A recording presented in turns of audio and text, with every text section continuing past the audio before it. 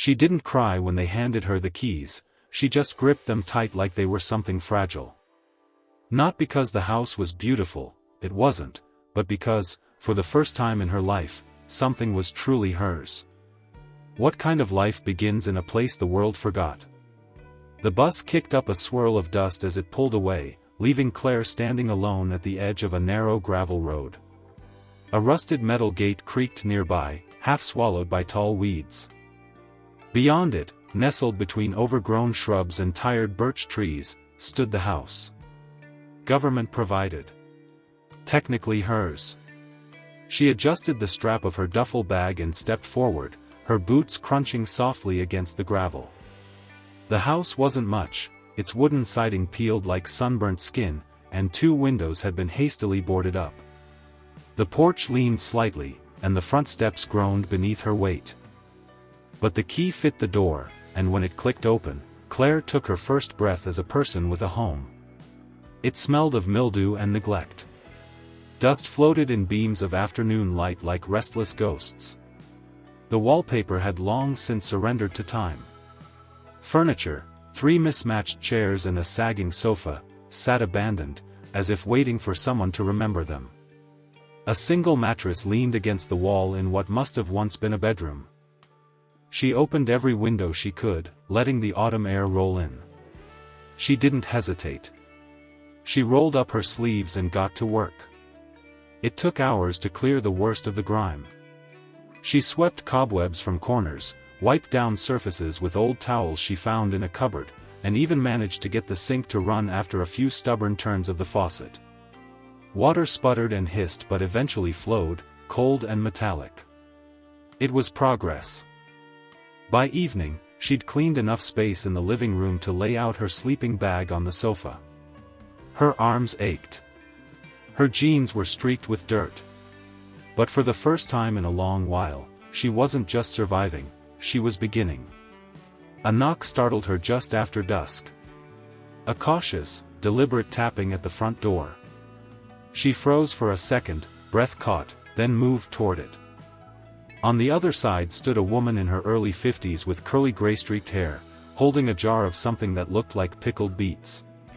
"You must be the one who moved into the old Keller place," the woman said, smiling warmly.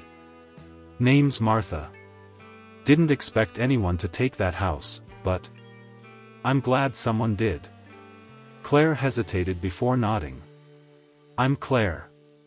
You need help?" Martha asked without pretense. "No offense, but that place looks like it's been through a war." Claire's lips curved into the faintest smile.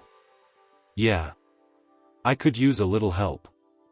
Martha came back an hour later with her husband, tall, quiet, calloused hands, and their teenage daughter, who looked like she'd rather be anywhere else but still swept dust without being asked. They brought with them rags, tools, and an energy Claire hadn't felt in years: community. Together, in those fading evening hours, they made the house feel less like a ruin and more like a beginning. Claire hadn't expected anyone to stay long. She thought maybe they'd sweep a little, offer advice, and leave before the sun dipped too low. But Martha stayed. So did her husband, Greg, who barely said a word but fixed 2 chairs and realigned the porch steps before the light even started to fade. Their daughter, Lily, cleaned out the fireplace and muttered under her breath about the creepy vibes, but she didn't stop working. It was surreal, watching people care about a place that wasn't theirs. Claire felt the same way she had when a foster mother once made her hot cocoa after a nightmare. Not amazed, exactly. More like confused that kindness could be real. By the second evening, the house was no longer just habitable, it was almost cozy. Lily brought over some old curtains and a worn but washed quilt she didn't like anymore, which Claire secretly adored. Greg replaced a broken hinge on the front door and promised to bring a spare screen window from his shed.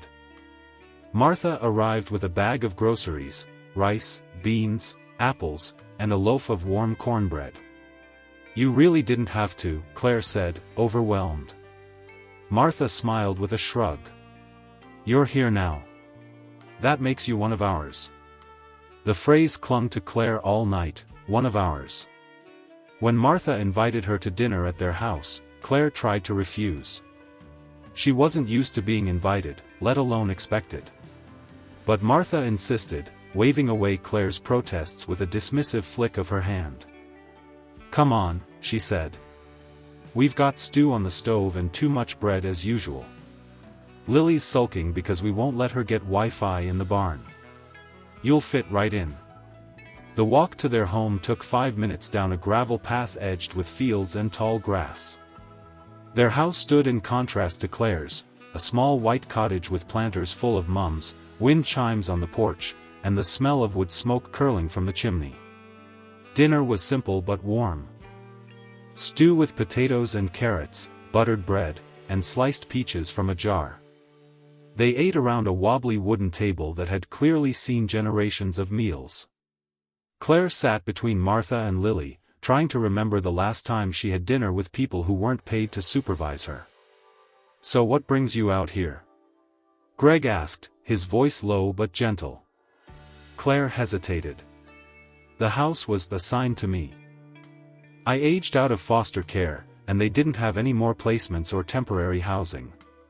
Someone pulled some strings." "You here alone?" Martha asked quietly. Claire nodded. "Well," Martha said, setting down her fork. "You're not alone anymore." The words hit her harder than expected. Not because they were dramatic, but because they were said so casually. Like it was just true. The next morning, Claire woke to the sound of birdsong and the distant clucking of chickens. She made tea in a pot that had been gathering dust on the shelf. When she stepped outside, someone had left a small basket on her porch, carrots, 2 tomatoes, and a note that read simply, "Welcome." That day, more neighbors came. A retired teacher named Ruth brought towels and blankets. A wiry man named Nate dropped off a rickety rocking chair. One woman even offered her son's old desk in case Claire needed somewhere to write or work. By sunset, Claire's house wasn't just cleaned up, it was cared for. And she, for the first time in years, was beginning to believe she might belong somewhere. It had been 5 days since Claire arrived, and somehow, each one felt less like survival and more like living. She had a rhythm now: wake up with the sunrise, sip tea on the porch, and walk down the path to Martha's for work or just to say hello. She never expected to be needed here. Yet, the village seemed to find places for her like puzzle pieces snapping into place. One morning, Ruth, the retired teacher, knocked with a folded apron and a proposition. They need someone at the preschool. Someone who can keep up with little ones while their teacher recovers from hip surgery. Claire blinked. "I've never. I don't have experience." "You've got calm hands and a quiet voice," Ruth said matter-of-factly. "That's more than some of us ever had. Besides, it's just until the end of the month." So Claire said yes. Her first day at the preschool was chaotic, loud, and filled with tiny, sticky fingers. But there was a moment, midway through story time, when a small boy crawled into her lap, his thumb in his mouth and his face tucked against her shoulder, that something inside her settled. No one had clung to her like that before. No one had trusted her to hold their whole little world. By the end of the week, she was helping full-time. The villagers noticed. Mrs. Dorsey from the next farm over left a bushel of green beans on her porch. Tom, the mechanic, offered to fix up an old bike for her. Even Lily, ever skeptical, began stopping by in the evenings, mostly to complain about school, but Claire didn't mind. The company filled the air in the house with something warm. It wasn't just the gestures. It was the way people talked to her. Asked about her day. Listened. The way Greg fixed her doorframe like it was his own. The way Martha began calling her sweetheart without noticing. One evening, as Claire helped peel potatoes in Martha's kitchen, Lily spoke without looking up. "You should plant something." Claire raised an eyebrow. "Like flowers?" "Food," Lily said, shrugging. "Tomatoes, herbs." We've got extra seeds. The backyard gets good sun. That weekend, the whole family helped Claire till a patch of soil behind the house. They planted potatoes, carrots, and leafy greens. It was early autumn, so much of it was experimental. But when Claire stood at the edge of her new garden, dirt under her nails and sweat on her brow, she felt something real, something rooted. Evenings came with laughter now. Martha taught Claire how to make stew from scratch. Greg showed her how to repair the squeaky front step. Lily complained about algebra while braiding Claire's hair. It was a strange, beautiful rhythm. Quiet, but full. And one night, after the dinner dishes were done and the table wiped clean, Martha poured 2 mugs of tea and handed one to Claire. "You're good for this village," she said. "I don't know who gave you this house, but I'm glad they did." Claire didn't know how to respond. Her throat tightened. For the first time in her life, she didn't feel like a guest overstaying her welcome. She felt like she had roots, not the kind that bound you to pain, but the kind that hold you steady. Claire adjusted slowly, and then all at once. It wasn't the kind of adjustment that came with fanfare. It came in quiet moments, a rhythm learned more than chosen. She started waking to the rooster's crow instead of an alarm clock. She learned the weather better than the forecast just by smelling the air. Her palms got calloused from gardening, her nails always had a trace of dirt under them no matter how many times she washed. In the mornings, she'd carry a small basket outside to collect eggs from the coop Martha insisted she take on loan. At lunch, she'd walk down the hill to the preschool where little arms wrapped around her waist with the kind of joy that didn't ask questions. Evenings were for tending the garden, writing in her journal, and sipping tea on the steps of her porch as the sky turned orange. For the first time, she didn't feel like her life was something she was running from. It was something she was inside of. Her expenses were few. The preschool offered a modest stipend, enough for essentials. But truthfully, she hardly spent money. Vegetables came from her garden or her neighbor's surplus, eggs and bread were bartered for help with firewood or sewing. It was a village economy, built on generosity and goodwill. She tried to contribute without feeling like she owed something. People here didn't keep tabs the way the world she came from did. Even so, some days were harder than others. On quiet nights, when the wind rustled through the trees and the stars were too still, she felt the weight of what she didn't have: no real family, no childhood photos, no one to call when the day felt too heavy. But even then, she wasn't alone. Lily would sometimes stop by unannounced, dropping her backpack at the door like she lived there. One evening, she brought a deck of cards and taught Claire a game she insisted was a rite of passage for all bored teenagers. Greg would wave from his truck when passing by, and every Sunday, without fail, Martha would bring leftovers. "In case you didn't eat," she'd say, though Claire always did. And there were surprises too, little things that reminded her she was healing. The preschool kids drew her pictures, stick figures with "Miss Claire" written in colorful crayon. One morning, a woman she barely knew left a pumpkin pie on her porch with a note, "For your garden help. Thank you." That weekend, Claire was invited to a potluck dinner at the village hall. She hesitated. Crowds still made her nervous. But she went. She brought a loaf of bread she'd baked herself, still warm and lopsided. When she arrived, the room was filled with laughter and mismatched folding chairs, paper plates, and music playing softly from someone's phone. No one made her feel out of place. When they introduced her as the new girl from the old Keller place, people smiled and waved like she'd been part of the furniture all along. Someone asked how she liked the house. Claire looked around at the people, at the warmth and the music and the smell of roasted vegetables and cinnamon, and said softly, "It's the best place I've ever lived." And she meant it. It started with mushrooms. Claire was having tea with Ruth one morning when the older woman casually mentioned the chanterelles coming in early. "They're everywhere in the forest now," she said, eyes lighting up. "And if you're lucky, you might even spot cranberries too." Claire had never been mushroom picking. Forests, in her previous life, were usually the backdrop to road trips she never got to take.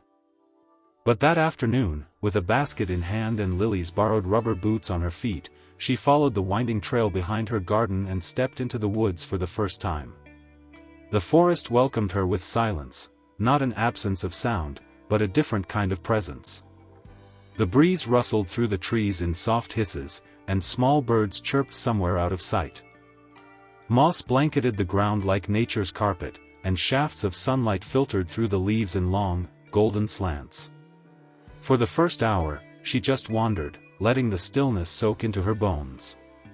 Then she started spotting them, pale yellow chanterelles peeking out from under damp leaves. She collected them carefully, humming to herself. Further in, the landscape changed. The trees grew closer together, older. The air got cooler. And just when she was thinking about turning back, Claire saw something strange through the brush: metal. It didn't look like a vehicle, at least not one that still moved. Pushing past the brambles, she stepped into a clearing and stopped. There it was, an old, rusted airplane fuselage, swallowed by the forest over decades. The wings were broken, its metal skin weathered and mottled with moss and vines. She stood in awe, staring at the relic like it had materialized from another world. Then, a sound. It was small but unmistakable, a sneeze. Claire froze. Another sound followed, the faint rustle of movement inside the wreck. She crept forward, heart pounding, and peered through a jagged hole in the plane's side. There, huddled in the corner on a worn blanket, was a little girl. Her face was streaked with dirt and dried tears, and her knees were pulled up to her chest. She looked no older than 7. When she saw Claire, she flinched like a frightened rabbit. Claire lowered herself slowly, careful not to startle her. "Hey," she whispered. "It's okay. I'm not going to hurt you." The girl didn't answer, but she didn't run either. Claire took a breath. "My name's Claire. What's yours?" A beat of silence. Then, barely audible, "Sophie." Claire swallowed, her voice gentle. "Sophie, what are you doing out here?" The girl didn't answer, but her lips trembled. "Are you hurt?" A shake of the head. "Did you get lost?" Another pause. "Then, I ran away." Claire's heart sank. She moved a little closer, careful not to break the moment. "Were you out here all night?" The nod that followed was tiny, but it nearly broke Claire's heart.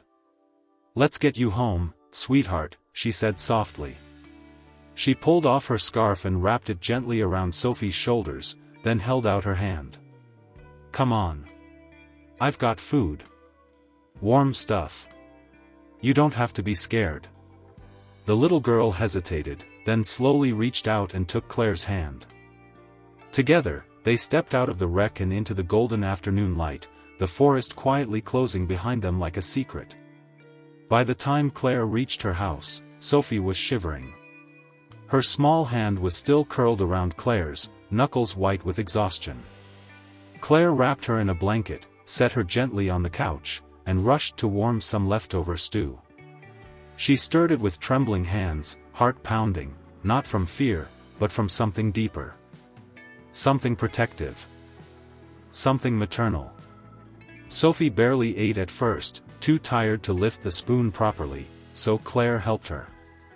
Each bite made her look a little less pale, a little more real.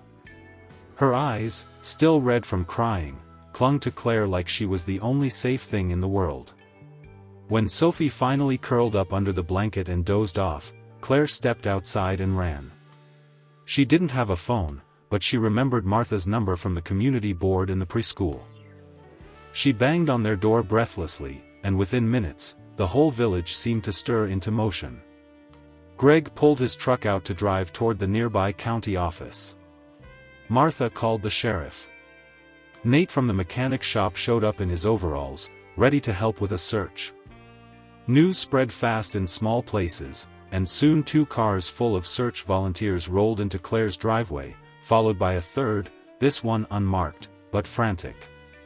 Sophie's father climbed out before the engine stopped.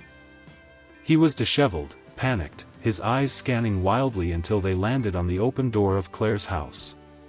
He bolted inside, calling, "Sophie." The little girl woke instantly at the sound. "Daddy!" The scream ripped through the air, followed by the pounding of tiny feet and the thud of arms wrapping around his neck. Claire stood frozen, watching the reunion unfold like a miracle. The man dropped to his knees, holding his daughter as if she might vanish again. His face was buried in her hair, sobbing and apologizing over and over.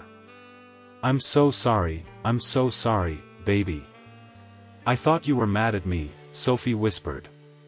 "I could never be mad at you," he said through tears. I didn't mean to yell. I was scared." Claire turned away, giving them privacy, only to find Martha behind her, watching with tears in her eyes. When the man finally stood, Sophie still in his arms, he turned to Claire. "You found her?" Claire nodded slowly. "She was in the forest. Near an old plane wreck." His voice cracked. "I don't even know what to say." "You don't have to," she said. "Just take her home." But he didn't leave right away. The next morning, he returned. Not alone, Sophie came too, this time with a bright pink scarf and 2 braids in her hair. She ran up the steps like she belonged there and threw her arms around Claire without a word. The man stood back for a moment before speaking. "I'm Daniel," he said. I wanted to say thank you properly." She smiled awkwardly, unsure what to do with that much gratitude. "You don't have to." "Maybe not," he said, "but I want to. Would you want to take a walk? Sophie keeps asking if you'll come with us to the lake." Claire glanced at the girl. Sophie was already tugging her hand. So she said yes. That walk led to another. Then another. Daniel was quiet at first, like Greg, maybe quieter. But he listened. When he talked about his job in technology, Claire didn't always follow, but she loved how his voice softened when he mentioned being a single dad, how he looked at Sophie like she was his whole world. He started coming around more. Sometimes just to chat. Other times to bring Sophie by the preschool. And Claire, though she kept insisting they were just friends, felt the shift, the warm, slow gravity of something real blooming between them. The village knew. Before Claire did. Martha teased her about it. Lily rolled her eyes in mock disgust. Ruth brought over a cake with "We knew before you did" written in frosting. A year later. Claire stood on her porch, heart pounding, as Daniel stepped out of the car. Sophie ran ahead, beaming. But this time, she wasn't the only child in his arms. Claire's breath caught. Wrapped in a soft blue blanket was a newborn baby. Daniel was glowing. "We'd like you to meet someone," he said. Sophie grinned up at her. "You're gonna be her godmother, okay?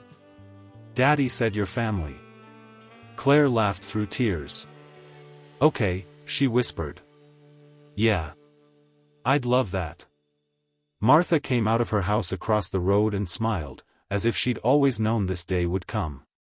From abandoned beginnings, Claire had found not just a home, but a family she'd never dared to dream of. She was no longer the girl passing through. She was rooted. She was home.